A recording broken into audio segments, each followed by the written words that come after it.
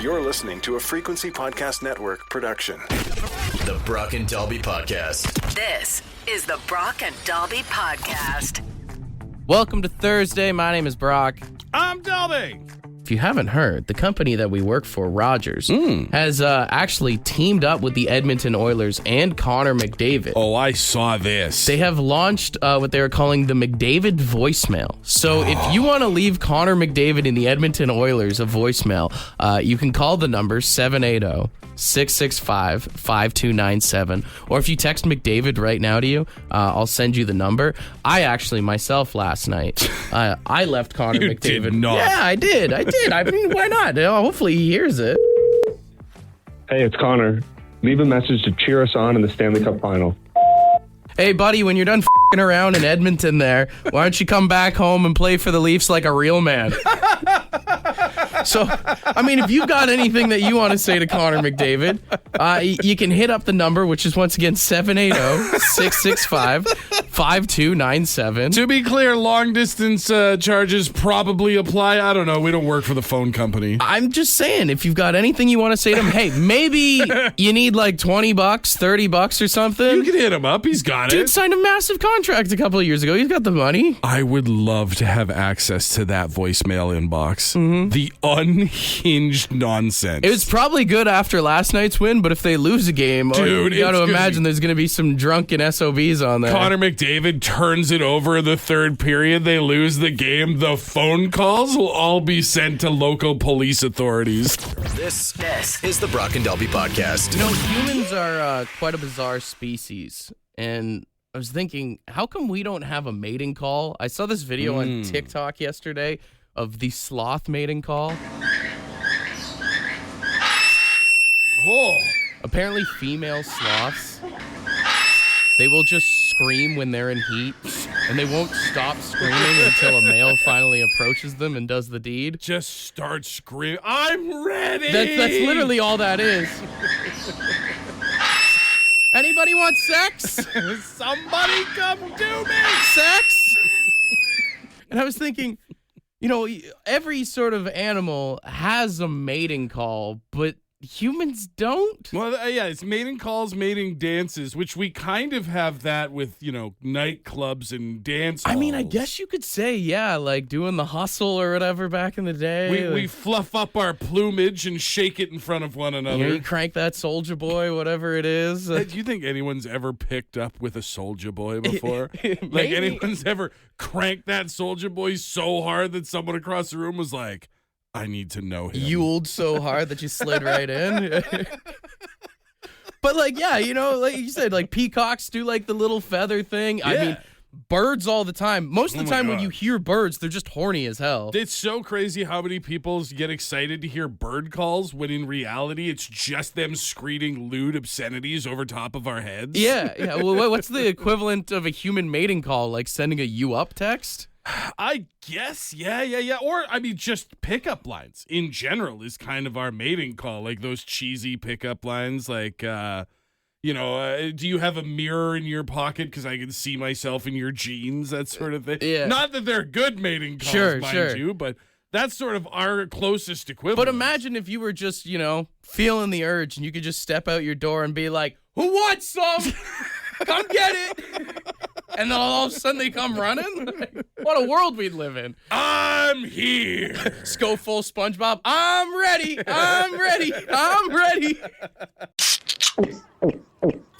The Brock and Dalby Podcast. All right, Trevor, if humans had mating calls, what would it be? I gotta go back to our instincts, go to caveman noises. Just thumping It your worked chest back and then. grunting. Yeah, it's grunting and whatever other noises, groaning. Obviously it worked back then. We're still here. I feel like it kind of worked back then, but they used to also hit each other over the head with clubs, you know? That is true. That also might need to make a comeback. No. Imagine being at the bar and just hearing like, Yeah, and you don't know whether to be scared or that someone wants to mate. or if they're already doing something on their own. Oh, yeah. Hey, thanks for calling, man. Hey, have a good one, guys. Yeah, you too, buddy. They gone started without you. Someone texted in just the sound of money waving around. Just a fanning of a stack of bills. Someone else texted to revving your car engine. I mean, I know for a fact that it works with a certain kind of person. Or some people attempted at least. Yeah. We got someone else here on the phone. What's a human mating call in your opinion? Maybe Tim the Tool Man. Oh, yeah. Maybe not that one. Or come out dancing like the warrior from wrestling. The Ultimate Warrior? Yeah. Brother, if you take a girl home, the last thing you need to do is start running laps around the bedroom and shaking things. Dude, if you're a girl and you see a guy come running at you like the Ultimate Warrior, that is one of the scariest things of all time. That's right. You're out of there. You're out of there. He's got her. Start shaking your car door like it's the ropes. Hey, babe, let me go change it to something a little more comfortable and comes back in tassels. There's got to be a wrestler one, though. Something that would work. Which is a good point because we did have someone call in who said that a mating call would be... Woo! Just Ric Flair woos? Why not? I mean, based on nothing other than the amount of ex-wives that man has, it works. Yeah. Got to get their attention somehow, right? But we do have a female on the line here. Katie, in your opinion, what is a human mating call? So I do have a few, but I think the most obvious is just the construction man whistle. Oh, like catcalling? Yeah, like, come on. That's got to be the number one. At least that's what the men think.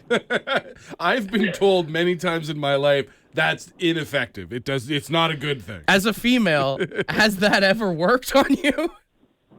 I mean, I don't know if a bird screaming in my ear works either, but I mean, it's all in a man's perspective, in my opinion. If that's the man's perspective, what is the female mating call then?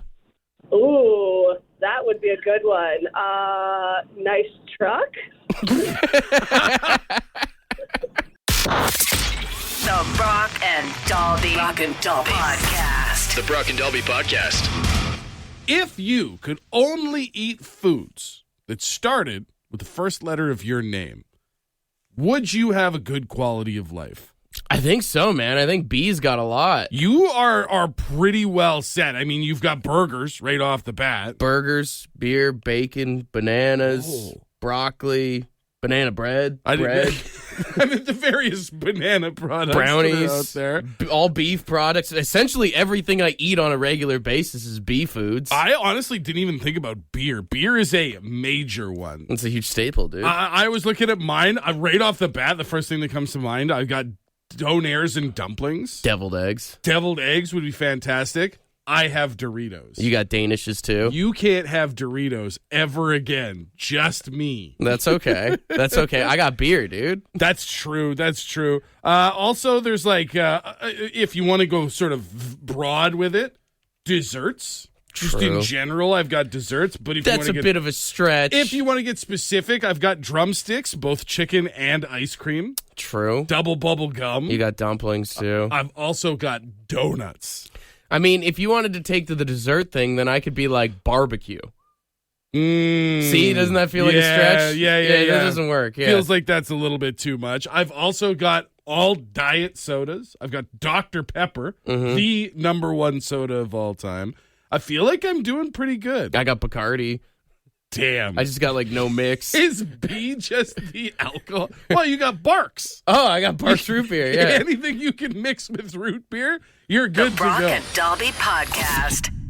What letter would have the best food? And it's between B and C in my opinion right now. B, obviously, you mentioned has a lot of great options. C is pretty crazy with what? Chicken, cake, Cookies. Cookies is way up there. Chocolate cheese. Chocolate. I'm sorry, it took me a second to think you're not talking about chocolate cheese as one thing. Yeah. Both of those items are huge. Chinese food on top of that. Oh, yeah, if you want to go to the sort of more broad. Cannabis. Animals are on the table, boys. Yeah. I really like tea. Tim texted in, said I got Timbits, tater tots, and tequila. Tacos. Also, tacos is on the menu, so Yeah. that's a good one. I also think S might be one of the best. What are S foods? Grandma Shelley texted in. She mentioned some of the good ones here. Spaghetti. Spaghetti, steak, sushi, sausages is on there as well. Okay. S has a lot. If you're a fish person, now you got salmon. Strawberries is in there too. That's all right. I do feel bad for Yan, who texted in YAN. Yeah, what do you got? Yogurt? No, that's basically about it. Like I think. What is it? Yakitori is like a chicken dish, I think. Yule logs. Chewing on wood. Is that all you get? X is pretty brutal. Yeah. If you're an Xavier, you're living tough out there. Z, I can't even think of a food that starts with a Z, or is that zebra meat? Yeah, that works. You're probably gonna have to move somewhere though. We do got a friend of the show, Quentin, on the phone. How would you feel eating a straight Q-based diet, my friend? Man, I do not know what I would do. I think I could get away with some quesadillas. Oh, okay. Apart from quesadillas, I don't know. Like, you big quiche guy? Oh no, dude, keep me away from quiche. I have too much quiche. I get sick. Oh, dude, quarter pounders. Oh, okay, quarter pounders a loophole. There we go, quarter pounders. We got quarter pounders and we got quesadillas. That's good. See, and that's good because those are both like that'll get you your protein. Because otherwise, it's just quail.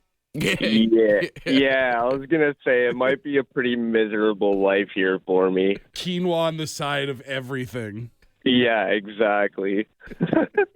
Quinoa and Quaker Oats. Quaker Oats. There's breakfast taken care of. Dude, you're gonna be way healthier if you stick to this diet. I should definitely start hitting the gym if I switch to that diet, This is the Brock and Delby Podcast. The Canadian Open is going down this weekend, and one of my favorite parts about watching golf is when people yell at the golfers after they take their drives, like this kind of stuff. Hey, if you're with this enough to reach the bunker on the left. Stuff. Yeah.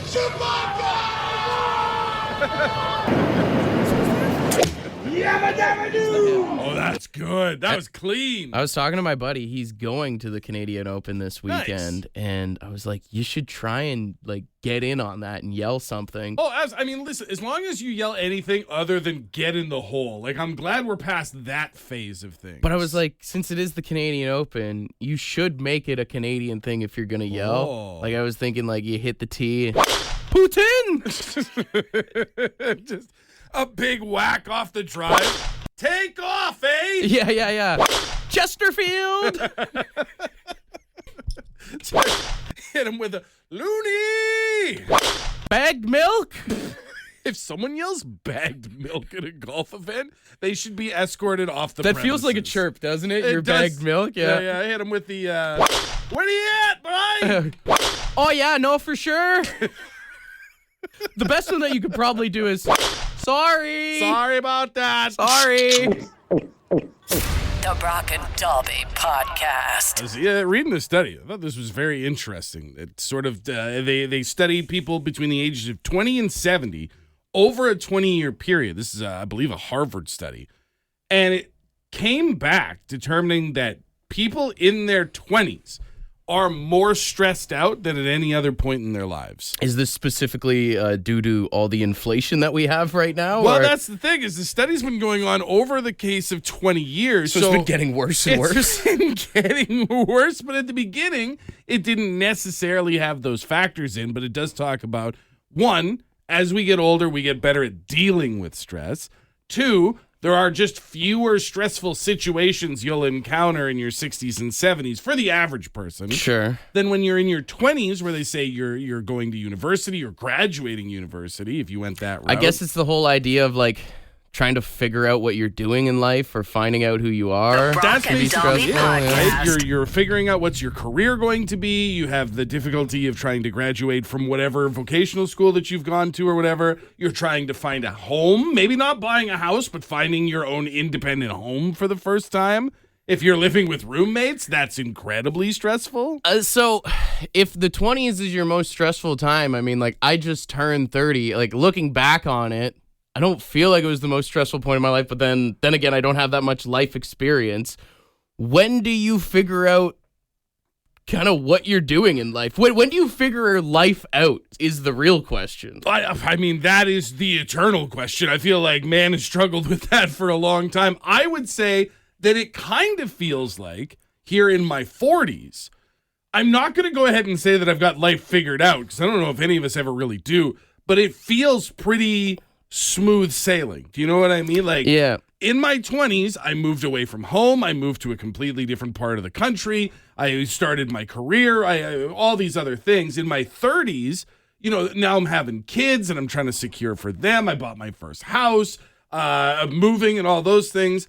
Now in my 40s, it kind of feels like I'm settled. Now I'm just living. I can admit that, as someone who just turned 30, I feel like most of my 20s was like pretending like I knew what I was doing. Yes. Right? But then again, having no idea at all. And I still feel like that now. I still feel like I'm kind of just grasping at straws sometimes. Right. You're still trying to put the pieces together at this point. Yeah. I don't have all the pieces of the puzzle, that's for sure. There's a lot of like missing squares.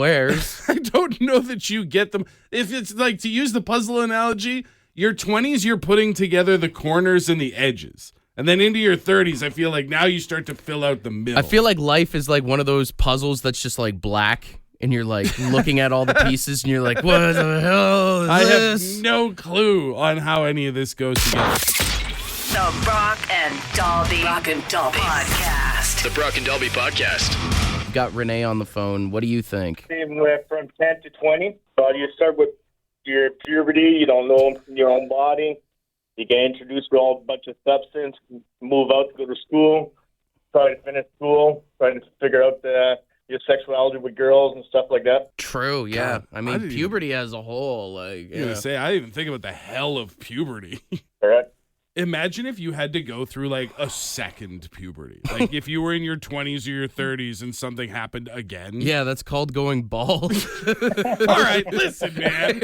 Uncalled for. I'm just saying, if you think about it, there is second puberty. You start going bald. Some of your hardware stops working a little bit. Menopause is a thing. Yeah, I suppose this is all second true. puberty is a real thing. The bald thing is uncalled for, but you're still you make a decent point.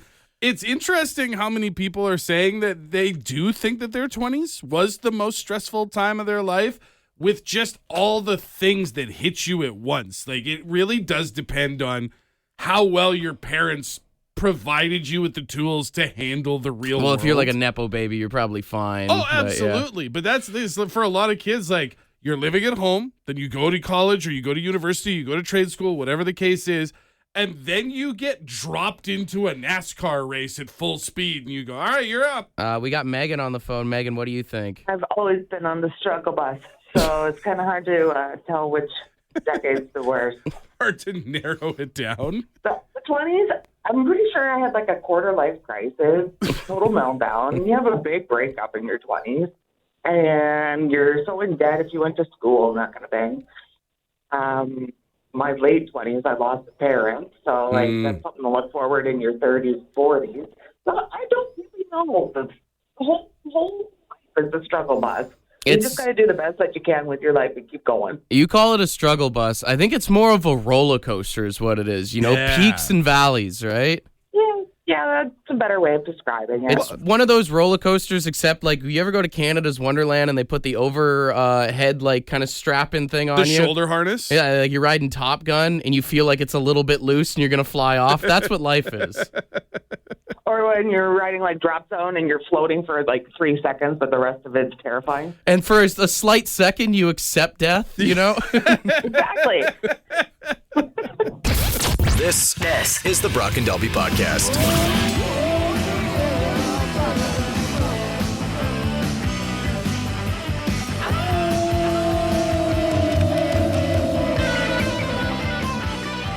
All right, we've got $100 in Lotto 649 tickets on the line, and we are going to play Bark at the Moon once again here. $26 million jackpot up for grabs on Saturday with a gold ball. Guaranteed $1 million prize if no one wins that. And as always, the classic $5 million jackpot available as well. Steve hit us up on the Brock and Dalby Instagram page and suggested we use a bloodhound today.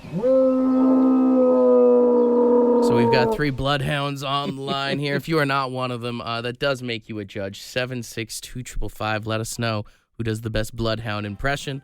We start on line 1 here. Hey, good morning. Who's this? This is Jerry. Jerry. All right, my man. This is what we need from you this morning. Let's see what you got.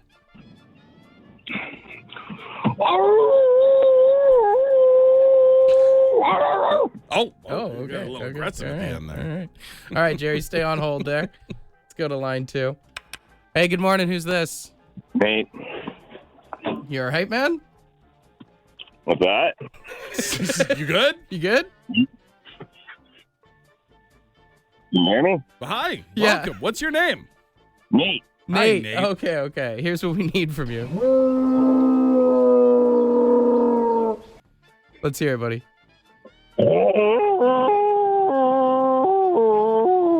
That had some genuine sadness That was behind good. it. That was good. He started off like a bloodhound and Yeah. ended like a bloodhound. Yeah. Yeah. All right, let's go to line 3 here. Hey, good morning. Who's this? Mark. Mark. All right, you're in the sweet spot here. What do you think of your competition so far? Not too bad.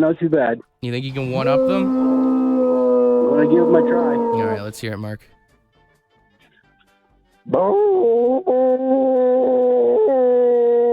Damn. That was pretty good. That sounded almost spot on. Okay, we got to weigh out the options here. All right, line 1, line 2, line 3, 762-555. What do you think? Can I say that I thought Jerry's was good, but I thought he actually kind of hurt himself at the end when he started doing the Yeah. It's like, that's not really what we're looking for. Nate was really good too, but then line 3 there. Mark almost sounded bar for bar like the clip you were sent on Instagram. A lot of 3s coming in here on the text line. I'm okay with it being Mark. All right.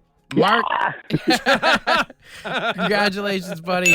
You get the ding and the round of applause and $100 in Lotto 649 tickets, all right? Right on. Thank you. If you do win the jackpot on Saturday, I'm telling you, you won't be making this noise. You'll be celebrating a lot more heavy. If you do happen to win the jackpot, you got some nickels and dimes for the fellows over here? Oh, for sure, man. Hell yeah. This is the Brock and Dalby Podcast.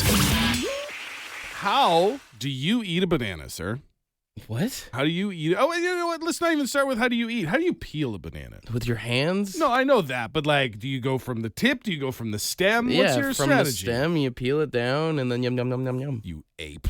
Listen to this man tell you the real way on how you are supposed to peel a banana. Here's how to eat a banana. Now, we don't pick it up and peel it like a primate. Instead, we use a knife and fork. First, going from one end, Get out of here, dude. cut it off, then cut off the other end, turning your knife on its side, then score down the skin, peel back, That's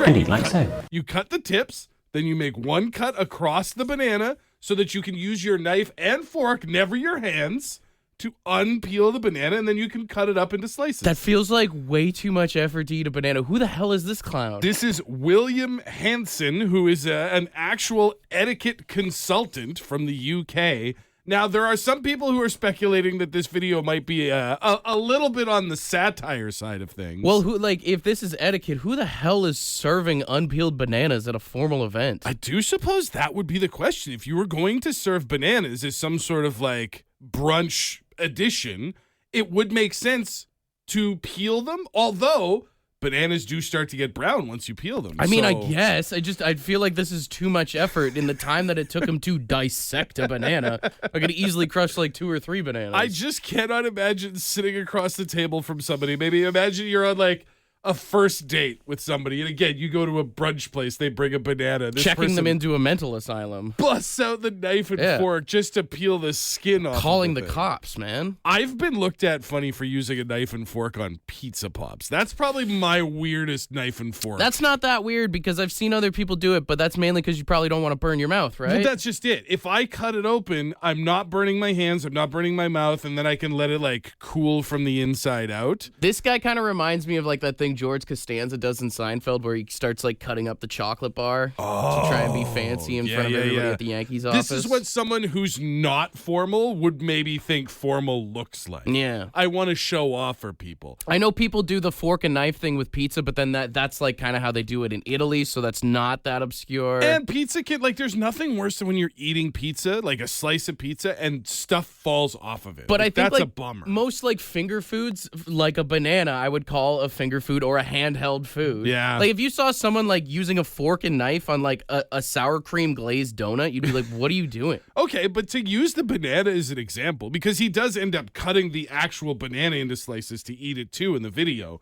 What's the difference between a banana and a cucumber? Because if I walked in here right now this morning, if I walked in with a full cucumber and just started eating it like a banana, true, you'd have questions for me. I mean, yeah, it looks a little bit more suspect.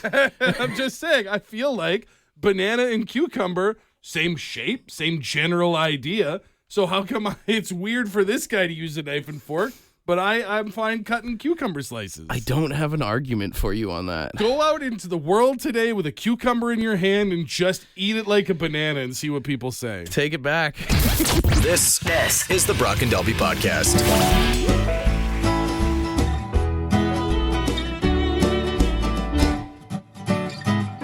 You should send a text to me and Dalby. You should send a text to me and Dalby. 762-555. Ask a question right now. If you send a text to me and Dalby. If you send a text to me and Dalby. We'll read it on the radio. Unless you're gross or you send us nude pics. Send a text to me and Dalby. Send a text to me and Dalby. 762-555. Yes, that's the number to text. Nailed it. All right. First question we got in here says, do you think Ozzy's final show will be Ozzy's final performance? I mean, I'm more worried that he won't make it to his final performance. If he gets through this show and it goes off well, I don't see why he would ever want to do it again. I think it'll be his last live performance. Do I think there'll be some hologram bull crap in like 20 years? Probably. Don't put that energy out into the... You're right, but that sucks. They already did it with Dio, right? Yeah. Someone said, hey guys, just wondering how your third nipple is doing. Which if you didn't know, back in October when we raised a bunch of money for breast cancer, we both got nipples on our ankles. Right on that like bumpy bone that comes out at your ankle. I forget it's there, and then like when I was at my buddy's bachelor party a few weeks ago, my one buddy's like, what the hell is on your ankle? Did you burn your ankle? Yeah, my partner Mallory asked me the other day, she's like, how'd you get a bruise on your ankle? Because it was like just peeking up out of my like ankle It looks sock. like a weird piece of salami. Yeah, I forget it's there until somebody else brings it up. It is not, I'm very much, if I don't see it, it doesn't exist. But that's kind of like most tattoos. It's like I forget sometimes, like, you know, I lift up and I'm like, oh, I got that one under my armpit. I forgot about that. Yeah. I mean, that's why I get the majority of my tattoos on my arms, because then I see them every day and I get to enjoy them. Somebody said, can you cry underwater? I mean, yeah. Can you? Oh, listen, if you were ever the fat kid at the pool party and got made fun of for wearing a shirt, you have cried underwater. You know, from experience, It's just, I didn't say that. Yeah, no, you can cry underwater. Somebody said, who was the first person to lick a toad and get high? Like, seriously. Is that a real, like, I know that it's the tale, the urban legend. I think there's like one toad somewhere in like Africa or South America or something and like it's that. It's just been twisted over the years that like but any who was the first guy that was like, let me lick that toad's ass? It's the same thing, like, you know, the joke of like the first guy to milk a cow, right? I would assume that the first person that got high off a toad was probably just trying to eat it. You know what I mean? Like magic mushrooms, basically. I guess. Went to eat it, the tongue made contact, and then all of a sudden was like, oh man, and then probably down the road figured out, I don't even have to eat this thing. I can just lick it. I think 90% of our discoveries were probably mistakes, right? Yeah, no, that's a pretty safe number. Someone said, what do you think Connor McDavid does in his free time? Dude seems like a robot. He is a robot. I was going to say, yeah, they put him into the charge pod so that he can regenerate and come back out in time for the next game. I imagine he's like the kind of dude who like sits in the dark alone. Like Think after so? a loss, he probably like hides in a room by himself. Doesn't want to be around anyone. I could see it after a loss. I bet when he's just like in the off season or whatever though, like I bet he plays like hardcore games or like heavy metal. Like there's got to be, he seems so repressed. There's got to be some sort of release. He also seems like the kind of kid that would have pulled like the wings off of flies. You know what I mean? That's kind of what I mean. Yeah. You know? Like there's something, we've seen him in some of the documentaries yelling at the other players on the team. When he's not able to do that, he's got to get that aggression out somewhere. Imagine when he has kids. Oh my God. God. All right, final one here. Someone said, what profession do you think gets the most, quote, action? Well, I mean, sex worker, right? That, yeah. If you're not counting someone whose profession is to get action. I did read one time that pilots get like laid the most. Well, yeah. You know, in every port and all that other stuff. I would imagine behind pilots probably, I would say firefighters over police, but police probably don't do too bad either. It probably used to be like milkmen, but like that's not a job anymore. I was going to say anything with a uniform, but like, I don't know, Dairy Queen probably doesn't pull. I don't know. Depends on how hungry you are. You got that Blizzard hookup. Want to be a part of the podcast? Leave a message on the Bad Line. The Bad Line is the answering machine for the Brock and Dalby Show. To get the number, text the word BAD to 762-555. Thanks for listening to the Brock and Dalby podcast.